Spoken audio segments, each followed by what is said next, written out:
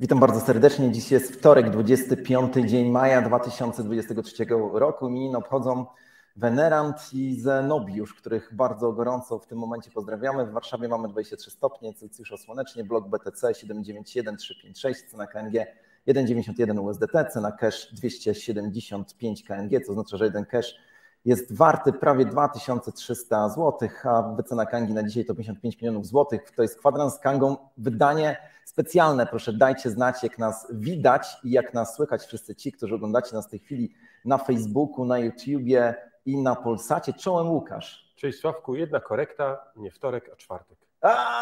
Notatki kopiowałem. Czwartek, tak jest. Wybaczcie, to jest tylko dowód, że nadajemy na żywo. Łukasz, bardzo ważne pytanie. Jeżeli ktoś mówi, że jest ustawiony finansowo do końca życia, to co to oznacza?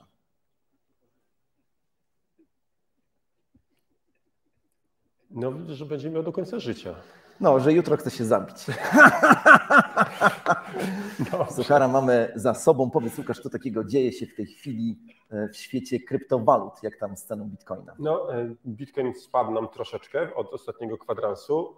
Wszyscy tutaj mają różne teorie, każdy ma swoje i jest przekonany o tym, że mówi prawdę i to jedyną objawioną. Na pewno możemy mówić, że jeśli chodzi o dolara, no to Bitcoin spadł, no bo jednak dolar się mocno umocnił. Jednak to, co dzieje się na rynku w tej chwili, to przede wszystkim małe zaniepokojenie tym, co będzie się działo również z Fedem i również z SEC-iem. Zbliżają się ważne momenty, no i nerwowość jest dosyć duża. To, o czym mówiliśmy tydzień ponad temu i przedwczoraj, to, że spodziewamy się dużej zmienności na rynku, właśnie ma miejsce, także bądźmy przygotowani nawet na jeszcze większe wahania kursów, bo może się okazać, że niedługo polecimy znowu gdzieś w okolicy 28 tysięcy, a może się okazać, że spadniemy do 25 tysięcy. Tam ci wszyscy magicy od szklanych kul i pisaków mówią o tych 25 tysiącach, $200, 25 500, zależy kogo posłuchać, jako takim krytycznym wsparciu. Nie wiem, o jakim wsparciu jest mowa, ale na pewno ta kwota się często powtarza, więc może faktycznie na tych spadkach cena się zatrzyma.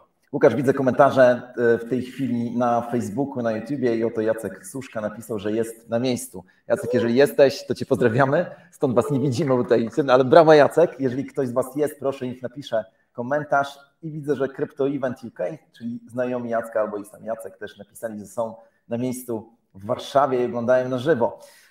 Łukasz, Dukfon czy Dokfon, w zależności od tego, jak wypowiadać jego nazwisko, jednak nie wyjdzie na wolność, bo nie wiem, czy wiesz, że liczył na to, że służby czarnogórskie pozwolą mu przybywać w areszcie domowym. 400 000 euro okazało się za mało, jeżeli chodzi o zabezpieczenie. 400 000. Tak, 400 000. A pamiętasz, jaka była kwota, którą musiał SBF zapłacić? To była zdecydowanie większa, to były jakieś grube miliony, jeżeli pamiętam. Natomiast ta ciekawostka, że przecież Dukfon nie został cały czas ekstradowany do Stanów Zjednoczonych, tam jest stosowany ten zabieg, że Amerykanie znaleźli sposób, my też musimy być ostrożni, żeby Dukfona ścigać, no bo nie mieli żadnego powodu, ale dobrze pamiętasz, jaki był powód, dla którego powiedzieli, że jednak mogą go ścigać? Tak, bo on coś tam powiedział raz w telewizji. W amerykańskiej telewizji stwierdzili, skoro powiedziałeś coś w amerykańskiej telewizji, to będziemy Ciebie ścigać. Tak czy inaczej Dukfon ma szczęście, bo posługiwał się fałszywymi dokumentami na terenie Czarnogóry, a to oznacza, że najpierw Czarnogórcy muszą go z tego powodu ścigać. No i tutaj biedak siedzi w tej chwili tam w więzieniu. Ale jest inna ciekawostka. Bo to okazuje się... Poczekaj, bo nie wiem, czy widać czasami, jak jest ujęcie takie centralne, tutaj pomiędzy nami coś stoi. Stoi. Odwrócę do kamery. Tak, jest. Tak? Chyba i tak nic się nie zmieni. Otóż przed chwilą zostaliśmy wyróżnieni bardzo specjalną nagrodą, bo oto na NWX-ie zostaliśmy wybrani, zdobyliśmy nagrodę w kategorii najlepszy kantor kryptowalutowy na świecie. Brawo. Dziękujemy. Jesteśmy strasznie dumni. Nie powiem, że jesteśmy zaskoczeni, no bo faworyci nie zawodzą, ale jesteśmy dumni i wzruszeni z tego powodu. Tutaj czytam komentarze właśnie, że Stanisław napisał, że gratuluję. Zresztą Stanisław chyba jest tutaj z nami na miejscu. Ten w czapce to Forrest Gump, pyta się Adaś. Nie, to jestem ja. Dobra, idziemy dalej. Celsjusz został zlicytowany. to mam niepewne informacje, ale podobno został właśnie wykupiony. Natomiast najbardziej bawi nazwa firmy, która go przejęła. Fahrenheit. Tak. To sobie tutaj grube jaja robi, ale widać, że radzimy sobie. Pamiętasz, rozmawialiśmy ostatnio, że 4 amerykańskie banki upadły, a ostatecznie okazało się, że pomimo ich upadłości ludzie nie stracili depozytów. Tak, no to taki jest argument bankowców, że system bankowy nie zawiódł, a jak się przyjrzymy, to tak naprawdę nie zrobiono niczego nowego, po prostu dodrukowano pieniądze, Fed pożyczył te pieniądze bankom, które później wpłaciły te pieniądze do tych 4 upadających banków. Zwracam uwagę, że one tak naprawdę te banki upadały, ponieważ rozniosła się wieść o tym, że te banki upadną, a jakbyśmy taką wieść roznieśli o jakimkolwiek innym banku, to ten bank też by upadł, bo jednak nie mają pieniędzy na to, żeby wypłacić środki. No ale Łukasz, wytłumacz jeszcze raz ten mechanizm, bo byłem ostatnio na jakiejś tam konferencji bankowej i właściwie z dumą powiedziałem jednemu z urzędników bankowych, że słuchaj, no to wy upadacie, nie my, tylko wy upadacie, 4 banki upadły, on powiedział hola, upadły, ale więksi bracia tak naprawdę złożyli się i dorzucili kasy do pieca, a tak naprawdę oni się nie dorzucili, tylko Ameryka znowu wydrukowała pieniądze, tak? I najprostszy mechanizm został uruchomiony. Otóż okazało się, że ponieważ obligacje Skarbu Państwa, tak bardzo upraszczając, w tej chwili nie są warte tyle, ile banki za nie zapłaciły, ponieważ wzrosło bardzo dramatycznie oprocentowanie i można kupić lepiej oprocentowane obligacje.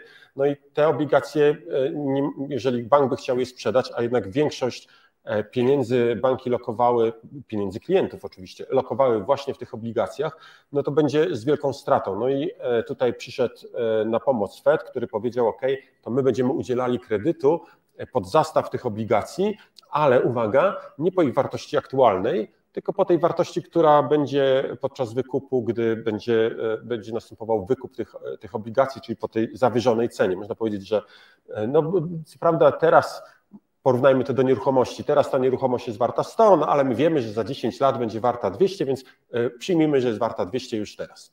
No i tak Bank Centralny Stanów wydrukował troszeczkę zielonych banknotów i w ten sposób te banki, te, które są za duże, żeby upaść, tak się przynajmniej o nich mówi, mogły dofinansować, dokapitalizować skarbiec tych 4 banków i zapewnić płynność i to, że te banki mogą przetrwać, bo pamiętaj, że te banki, które upadły, one miały aktywa, one nie straciły tych aktywów, one cały czas je mają, tylko po prostu te pieniądze, które zostały zainwestowane w tej chwili z powodu sytuacji gospodarczej są, nie przynoszą założonych zysków, tak?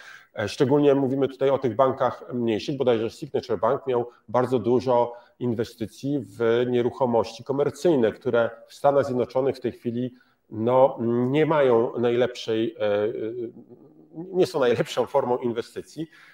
Ponad 50% powierzchni biurowych w Stanach Zjednoczonych średnio jest pusta. Jest pusta, tak. Złe decyzje, ale jeszcze tylko podrążę trochę ten wątek. Zostało nam jeszcze 6 minut, bo to będzie dzisiaj prawdziwy kwadrans. Dodruk pieniądza, żeby ratować banki, oznacza, że popełniono przestępstwo inflacyjne. O tym oczywiście nikt tak nie powie, żaden z urzędników, ale my tak mówimy. To oznacza, że wszyscy ludzie, którzy oszczędzali swoje pieniądze, zostali okradzeni w postaci inflacji, bo bank dodrukował pieniądze, ale utrzymał bankierów. No co za piękny świat. Dobra, zanim jeszcze przyznamy nagrodę. Bo jest nagroda. Tak, bo jest nagroda, o której zaraz powiemy. Tutaj jeszcze patrzę na newsy. Oto nasza ukochana konkurencja Binance będzie udzielała pożyczek pod zastaw tokenów NFT. I trzeba im przyznać, że mają rozmach. Bez kontynuacji, także mają rozmach. Natomiast również taka ciekawostka, nie wiem, czy kojarzysz takiego bridge'a multi-chain, bardzo, bardzo ważny bridge, dużo tokenów, dużo projektów właściwie z niego korzysta.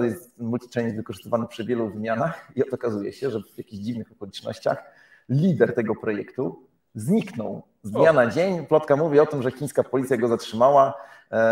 No i tutaj jest wielkie, wielkie poruszenie. Część projektów, które korzystało z tego bridge'a, ich depozyty między innymi na Binance zostały wstrzymane. Co takiego się dzieje? To jest wiadomość z ostatniej chwili. Na kolejnym kwadransie pewnie będziemy ją bardziej relacjonować. To teraz pozwól, że ja się podzielę z Tobą taką informacją.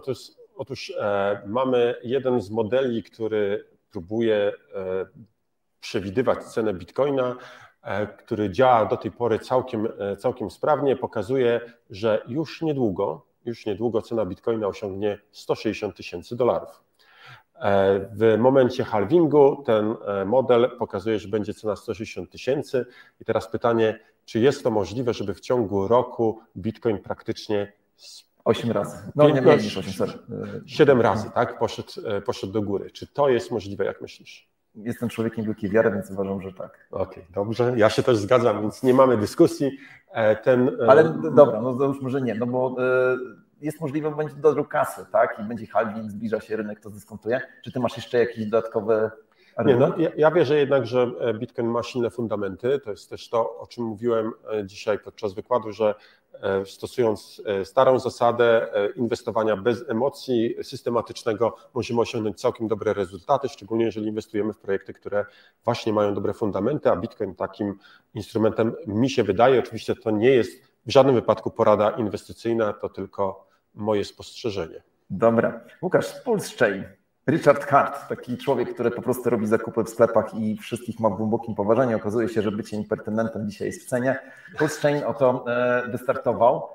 Czy dobrze kojarzę, że jesteśmy drugą giełdą na świecie, która zaraz po OKX-ie tak wylistowała? Tak, jesteśmy drugą giełdą. Spóźniliśmy się 24 godziny.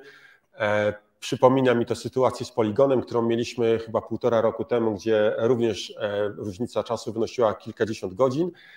Tak, jesteśmy drugą giełdą taką centralną, która nie tylko przyjmuje depozyty, ale również otwiera rynek Pulse Chaina, ale co ciekawe, my również już rozpoczęliśmy depozyty związane z tokenem Pulse X.